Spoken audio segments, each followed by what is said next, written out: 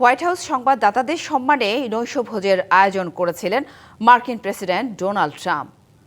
সেই জমকালো আয়োজনে গুলির শব্দে ছড়িয়ে পড়ে আতঙ্ক। অনুষ্ঠান স্থল থেকে ঝট করে সরিয়ে নেওয়া হয় প্রেসিডেন্ট, ফার্স্ট লেডি সহ হাই অফিসিয়ালদের।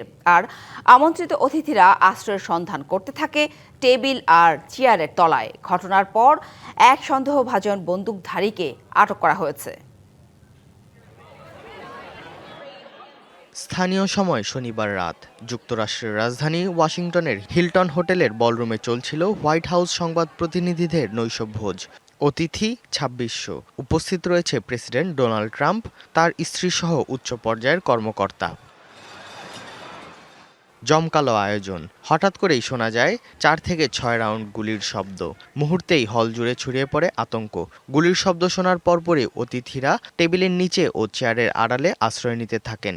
সিক্রেট সার্ভিস দ্রুত প্রেসিডেন্ট ও ফার্স্ট লেডিকে মঞ্চ থেকে সরিয়ে নেয়।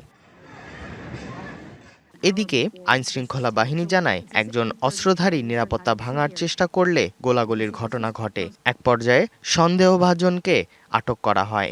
এ ঘটনায় একজন নিরাপত্তা কর্মী আঘাত পেলেও সুরক্ষা সরঞ্জাম থাকার কারণে গুরুতর আহত হননি। পরে পুরো এলাকায় জোরদার করা হয় নিরাপত্তা ব্যবস্থা। আমি ওয়াশিংটন হিলটনে আছি। গুলির শব্দ শোনার পর আমাকে প্রধান বলরুম থেকে সরিয়ে নেওয়া হয়েছে।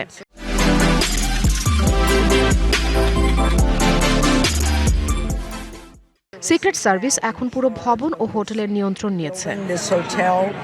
ঘটনার কিছুক্ষণ পর ট্রুথ সোশ্যালে এক পোস্টে ট্রাম্প জানান তিনি এবং তার মন্ত্রিসভার সদস্যরা সম্পূর্ণ সুস্থ ও নিরাপদ আছেন। প্রশংসা করেন সিক্রেট সার্ভিস ও আইনশৃঙ্খলা বাহিনীর।